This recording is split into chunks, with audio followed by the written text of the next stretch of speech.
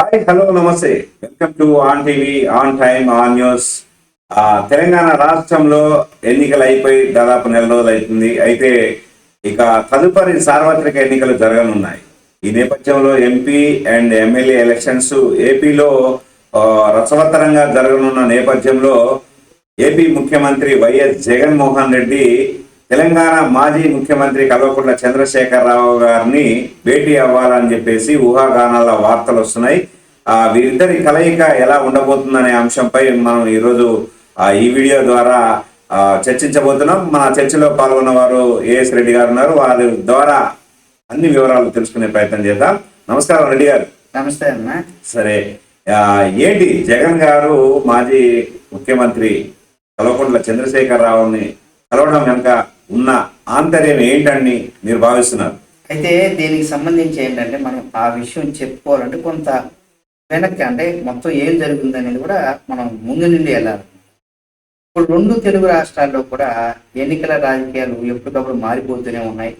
ముఖ్యంగా ఇప్పుడు మీరు ఏపీ అసెంబ్లీ ఎన్నికలు కూడా సీఎం జగన్మోహన్ రెడ్డి చాలా వేగంగా దానికి సంబంధించి అడుగులు వేస్తున్నారు. రెండు దశలుగా, అంటే మొదటి దశలో కొంతమందిని ప్రకటించారు ఎమ్మెల్యేలకు సంబంధించి. ఆ తర్వాత రెండవ దశ లిస్టు కూడా ఆయన ఇవ్వడం జరిగింది నిన్న కూడా. అయితే ఇటువంటి నేపథ్యంలో అక్కడ అభ్యర్థులు ఎంపిక, తుది దశ, మలి దశ, అంటే రెండవ దశ కూడా ఎన్నికలు, దానికి సంబంధించి కీలకమైనటువంటి నిర్ణయాలు కూడా ప్రకటించి అవన్నీ కూడా సిద్ధం చేసుకున్నారు. అటు మరో పక్క ఏంటంటే షర్మిల, తన సొంత చెల్లైనటువంటి షర్మిల కూడా కాంగ్రెస్ నేతగా ఏపీలో కూడా క్రియాశీలకంగా మారబోతుంది. అంటే ఆమె ఇక్కడ మనం తెలంగాణలో పార్టీ పెట్టినా కానీ తర్వాత పోటీ చేయకుండా పార్టీని, కాంగ్రెస్ పార్టీలో విలీనం చేస్తామని చెప్పినటువంటి సందర్భాలు కూడా మనం చూసాం. ఆ దిశగానే వెళ్తుంది.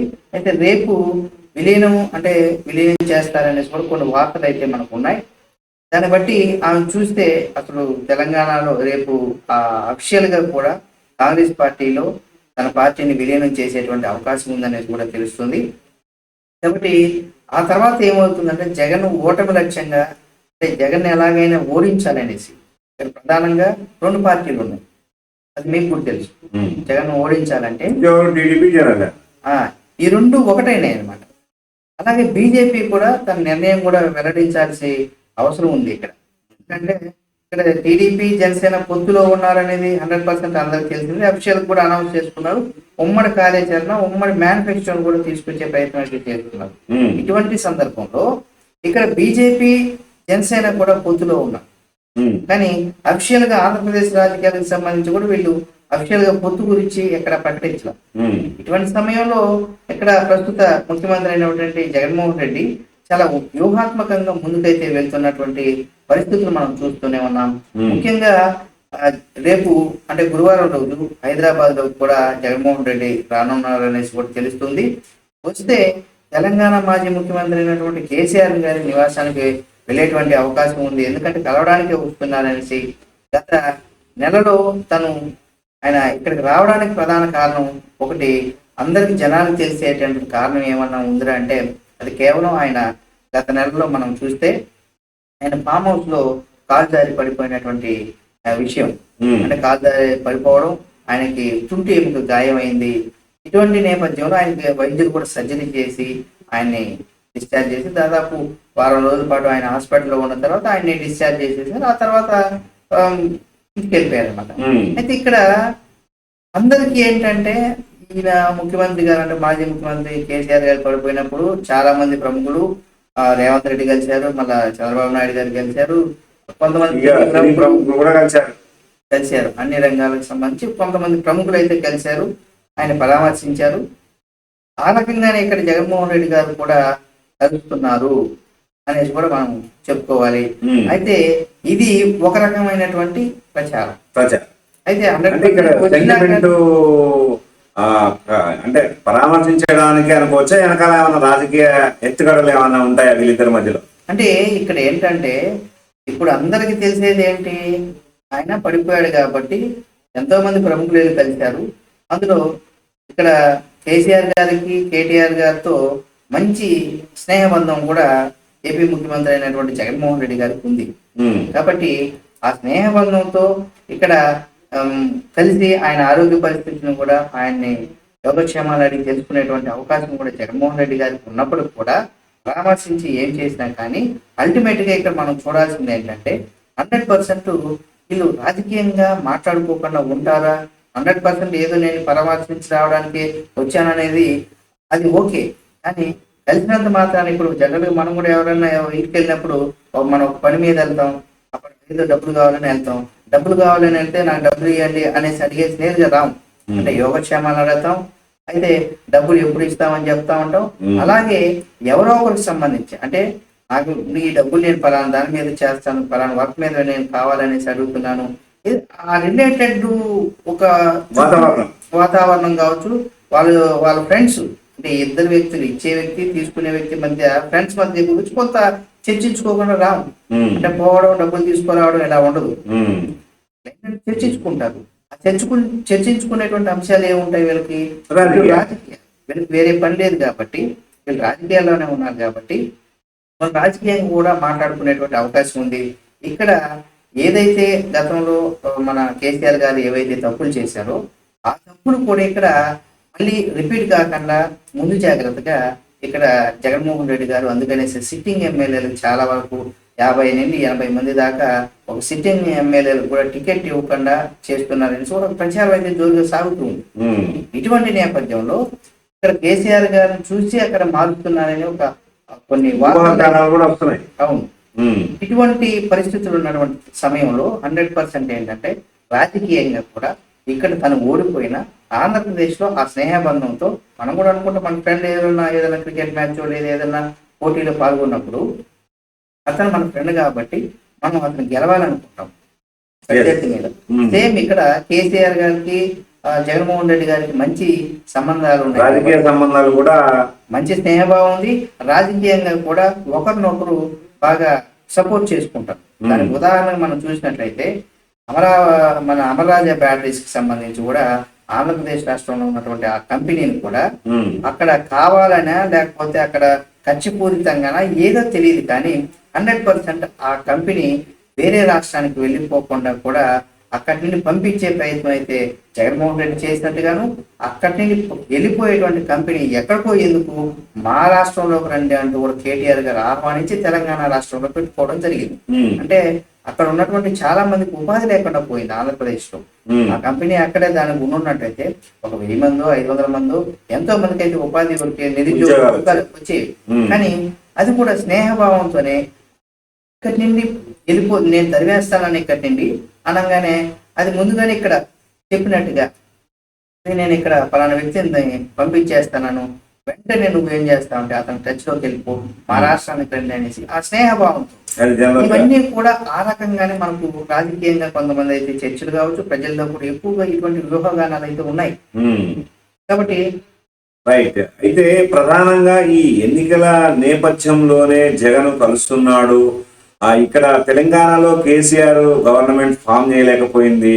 మరి ఏపీలో గవర్నమెంట్ ఫామ్ చేయాలంటే కేసీఆర్ సలహాలు సూచనలు జగన్కి ఏమైనా అవసరం ఉంది? ఆ కోణంలో ఏమైనా జరిగే అవకాశాలు ఏమైనా ఉన్నాయంటారా? 100% ఉంటాయి. ఎందుకంటే కేసీఆర్ గారింటికి ఆయన మధ్యాహ్నం నాకు తెలిసి లంచ్ టైం అంటే లంచ్ చేస్తూ మీటింగ్ ఏదైనా ఉంటది. అంటే మనం రాజకీయంగా ఎప్పుడైనా కానీ మీటింగ్స్ జరిగినప్పుడు ఏంటంటే ఇంటికి వెళ్ళి కలిసేటప్పుడు ఏంటంటే లంచ్ చేస్తాను, డిన్నర్ చేస్తాను, మార్నింగ్ బ్రేక్ఫాస్ట్ చేస్తాను, ఎవరైనా కలుస్తారు. 1 గంట 2 గంటలు జాయిగా మాట్లాడతాను వీలుంటుంది అప్పుడే. అవును, ఇక్కడ కేసీఆర్ ఎన్నికల్లో ఓడిపోయిన తర్వాత కూడా ఫస్ట్ టైం ఇక్కడ జగన్మోహన్ రెడ్డి గారు కలుస్తున్నారు. అది ఒకటి మనం ఇక్కడ ఆలోచించాల్సినటువంటి విషయం. ఏపీలో జగన్ సీఎం అయిన తర్వాత తెలంగాణ ప్రభుత్వం ఏదైతే ఉందో దాంతో మంచి సంబంధాలు అయితే కొనసాగుతున్నాయి. కాబట్టి రేవంత్ రెడ్డి గారు సీఎం అయిన తర్వాత ఆ బాధ్యతలు చేపట్టిన తర్వాత కూడా జగన్మోహన్ రెడ్డి అభినందన కూడా తెలిపారు. ఇక్కడ ఒక రకంగా కొంత సామాజిక మాధ్యమాల్లో కూడా ఏంటంటే రేవంత్ రెడ్డి స్నేహం కోసం తహసాలాడిపోతున్నారు జగన్మోహన్ రెడ్డి అనే కూడా వస్తుంది. అది 100% ఉంటుంది. ఎందుకంటే పక్క రాష్ట్ర ముఖ్యమంత్రి కదా. అవును, పక్క రాష్ట్రాల్లో కానీ లేదు మన పక్కింటి వాళ్ళతో కానీ ఎప్పుడు కూడా మనం గొడవలు పెట్టుకోకూడదు, సత్సంబంధాలు పెట్టుకోవాలి, స్నేహభావం ఉండాలి. 2 రాష్ట్రాల మధ్య 2 రాష్ట్ర ప్రజల మధ్య కావచ్చు, రెండు రాష్ట్రాల సీఎంలకు మధ్య అటువంటి సంబంధాలు అయితే ఉండాలి కాబట్టి అట్లా ఉంటది అనమాట. ఇప్పటి వరకు కూడా తెలంగాణలో కేసీఆర్ గారి పైన పోరాటం చేసినటువంటి షర్మిల గారు ఇప్పుడు కాంగ్రెస్ పార్టీలో చేయడం, కాంగ్రెస్ నేతగా ముందుకు వెళ్ళడం, ఇది ఏపీలో కొంత యాక్టివ్ కావాలనేసి కూడా కాంగ్రెస్ పార్టీ భావిస్తుంది. ఎందుకంటే దానికి అక్కడ కర్ణాటక ఫలితాలు కావచ్చు, లేదా తెలంగాణలో ఫలితాలు కావచ్చు, ఇటువంటి సమయంలో కూడా జగన్మోహన్ రెడ్డి హైదరాబాద్ ఎందుకు వస్తున్నారంటే ఇక్కడ తన చెల్లి అక్కడికి వస్తుంది కాబట్టి ఒక సలహా కోసం కూడా రావచ్చు కేసీఆర్ గారు. అంటే పరామర్శించినట్టు ఉంటది, రాజకీయ సలహాల కోసం. ఎందుకంటే అందులో ఈయన మంచి ఎక్స్పీరియన్స్ ఉన్నటువంటి నేత కాబట్టి అది మర్యాద పూర్వకంగా ఆయన ఆరోగ్య విషయాలను చర్చించుకుంటూనే రాజకీయంగా కూడా కొన్ని పై ఎత్తులు ఏ విధంగా వేయాలనేటువంటి అనుభవం ఉన్నటువంటి నేత కాబట్టి అతని దగ్గర సలహాలు తీసుకోవడానికి కూడా ఇక్కడ స్వామి కార్యం స్వకార్యం అంటూ ఉంటారు కదా, అట్లా రెండు రకాలైనటువంటి పనులు కూడా ఇక్కడ జరిగేటువంటి అవకాశం ఉంటుంది. కాబట్టి ఈ రెండు రాష్ట్రాలు రాజకీయాలు కూడా కొంత వేగంగా మారిపోయేటువంటి అవకాశం ఉంది. ఎందుకంటే ఆంధ్రప్రదేశ్ రాజకీయాలు మాత్రం చాలా వేగంగా రోజుకు ఒక విధంగా కూడా కొన్ని మలుపులు, ఆసక్తికరమైనటువంటి సన్నివేశాలు, ఆసక్తికరమైనటువంటి రాజకీయాలు మారబోతుంది అనేది ఊహాగానాలు మీరు చెప్తున్నటువంటి మాట. పోతే తెలంగాణ రాష్ట్రంలో కేసీఆర్ గారు గెలిస్తే అక్కడ జగన్ తప్పక గెలుస్తారు అనే ఒక ప్రచారం కూడా కొనసాగింది. కానీ ఇక్కడేమో కేసీఆర్ గారు ప్రతిపక్షంలో కూర్చోవాల్సినటువంటి పరిస్థితి ఏర్పడింది. మరి జగన్ భేటీ తర్వాత మరి ఈ రాజకీయ సమీకరణాలన్నీ ఎటు మారబోతాయి? పక్క రేవంత్ రెడ్డి గారు జగన్తో రేవంత్ గారిని కూడా జగన్ కలిసే అవకాశాలు ఉన్నాయని మాట్లాడుతున్నారు. ఈ రాజకీయంగా ఏ రకంగా మనం చెప్పుకోవచ్చు ఆంధ్ర రాజకీయాలకి? ఇప్పుడు ఎక్కడన్నా ఏంటంటే ఇప్పుడు రెండు రాష్ట్రాల ప్రజలు కావచ్చు, ముఖ్యమంత్రులు కావచ్చు, స్నేహభావంతోనే ఉండాలి, పక్క రాష్ట్రాలు కాబట్టి వీళ్ళు ఇక్కడ ఒకవేళ ఒక మంచి సలహా ఏదైనా ఉందేమో జగన్మోహన్ రెడ్డి గారి దగ్గర కావచ్చు, లేదా కేసీఆర్ గారి దగ్గర కావచ్చు.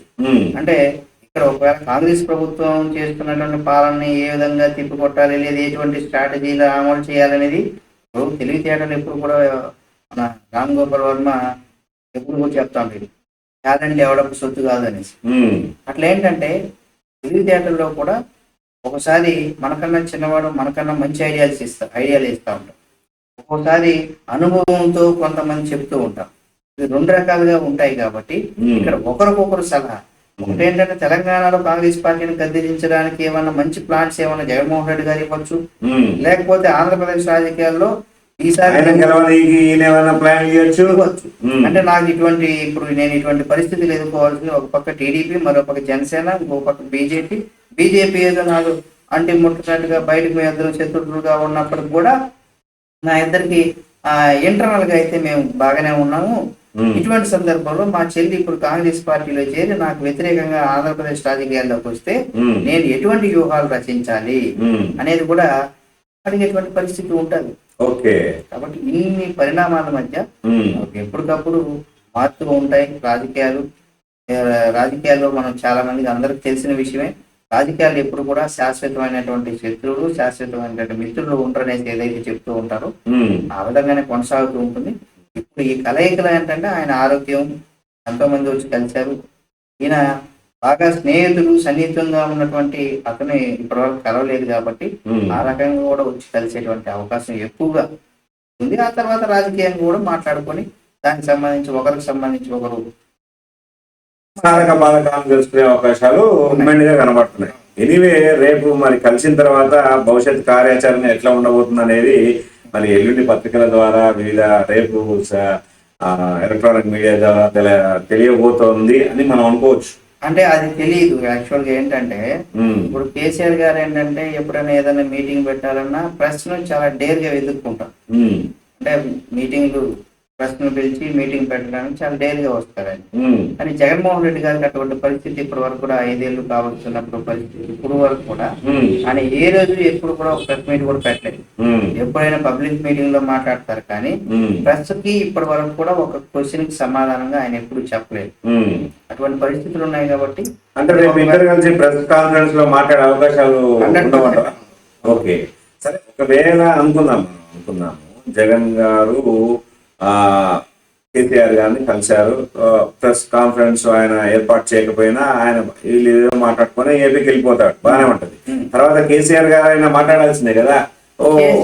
పెద్ద మనిషి అడుగుతాడు, జర్నలిస్ట్ అడుగుతాడు, సార్ మొన్న జగన్ కలిశారు, ఏం మాట్లాడారు అనేది కూడా. ఆయన హెల్త్ బాగాలేదు కాబట్టి ఇప్పుడు ఆయన మాట్లాడతారు. కానీ ప్రజల్లోకి వచ్చినప్పుడు మీరు గతంలో మిమ్మల్ని జగన్ గారు కలవడానికి వచ్చారు, అప్పుడు ఏంటి మీరు రాజకీయాల గురించి మాట్లాడుకున్నారా, లేదు మీరు అతనికి ఏమైనా సలహాలు ఇచ్చారా, అతను మీకు సలహాలు ఏమైనా ఇచ్చాడు, ఏంటి ఏం జరిగిందనేసి మీడియా ముందుకు వచ్చినప్పుడు అప్పుడు మాట్లాడతారు. కానీ మరొక విషయం ఏమని బయట కొంత మాటలు వస్తున్నాయి అంటే, ఈయనకు పెట్టుబడి పెట్టిండు జగన్ మొన్న ఎన్నికల్లో, మరి రేపు రాబోయే ఎన్నికల్లో ఏమైనా పెట్టుబడులు ఏమైనా పెట్టే అవకాశాలు ఏమైనా ఉంటాయి, ఈ రకమైనటువంటి చర్చ కూడా కొనసాగుతుంది. మన జరిగిన ఎన్నికల్లో తక్కువ డబ్బు ఖర్చు కాలేదు టీఆర్ఎస్ పార్టీకి, మళ్ళీ రేపు ఎన్నికల్లో జగన్ పార్టీ గెలవాలంటే కూడా అక్కడ కూడా పెట్టుబడులు మామూలుగా అంటే పెట్టుబడి అంటే డబ్బులు కావాలి. ఎన్నికల్లో పోయినప్పుడు ఇది జగన్మోహన్ సత్యం, ఏ పార్టీకైనా కావాలి. సో ఈ లావాదేవీలు ఏమైనా జరిగే అవకాశాలు ఉన్నాయా అనే అనుమానాలకు మనం ఏ రకమైనటువంటి సమాధానాలు చెప్పొచ్చు? ఇప్పుడు అక్కడ ఏంటంటే, ఇప్పుడు ఒకసారి స్నేహభావంలో ఉన్నప్పుడు ఒకరికొకరు సహాయం చేసుకోవడం సహజం. అందులో వాళ్ళు ఇచ్చారా లేదనేది కూడా మనం ఎక్కడ కూడా ఆధారపూర్వకంగా లేదు, ఊహాగానాలుగానే ఉన్నాయి కాబట్టి ఊహాగానాలు చేసుకోరా. అదే ఊహాగానాలకి వాళ్ళు ఇచ్చుంటే తీసుకోవచ్చు, తీసుకుంటే ఇవ్వాల్సి వస్తుంది అన్నమాట. కాబట్టి అది ఊహాగానాల మీద ఏమైనా చెప్పచ్చు. అట్లా కాకుండా ఇక్కడ భేటీ ప్రధానంగా కలవడానికి ఆయన స్ట్రాటజీ ఏంటంటే, ఆయన ఇప్పటి వరకు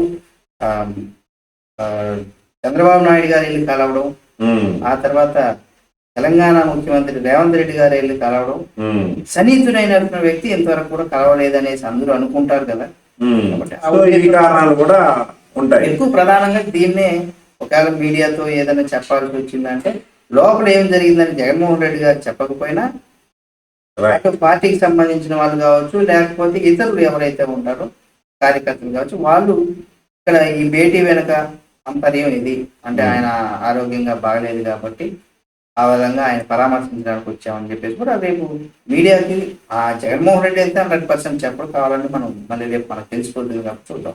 okay, right. Thank you Srinivas Reddy గారు. రైట్, మొత్తానికి అయితే వచ్చే సార్వత్రిక ఎన్నికల్లో ఒక ఆసక్తికరమైనటువంటి సంఘటనలు అయితే చోటు చేసుకోక తప్పదని మరొకసారి ఈ భేటీ ద్వారా తెలియబోతుంది అనేది చెప్పకనే చెప్పొచ్చు. ఒక పక్క జగన్ చెల్లి షర్మిల మేడం కాంగ్రెస్ పార్టీలో విలీనం చేయడం, ఈ రకరకాల ఎత్తుగడల మీద టోటల్ గా ఏదో అయితే జరగబోతుంది అనేది ఒక స్పష్టమైనటువంటి సంకేతాలు అయితే కనబడుతున్నాయి. ఇది ఇవాల్టి ఎన్నికల వేళ జగన్ కేసీఆర్ భేటీ మధ్యలో ఉన్నటువంటి ఆంతర్యాలు మరొక ఎపిసోడ్ లో మళ్ళీ తెలుసుకుందాం. అంతవరకు రేపు భేటీ కానున్నారు అనే దానికి సంబంధించి కొంత వివరణ మరొక ఎపిసోడ్ లో మళ్ళీ మనం ఇదే విషయం మీద మాట్లాడుకుందాం. అంతవరకు ఆన్టీవీతో టచ్ లో ఉంటారని భావిస్తూ ఇది ఇవాల్టి చిన్న చర్చ. మరొక చర్చలో మళ్ళా పాల్గొందాం. అంతవరకు చూస్తూనే ఉండండి on TV, on time, on news.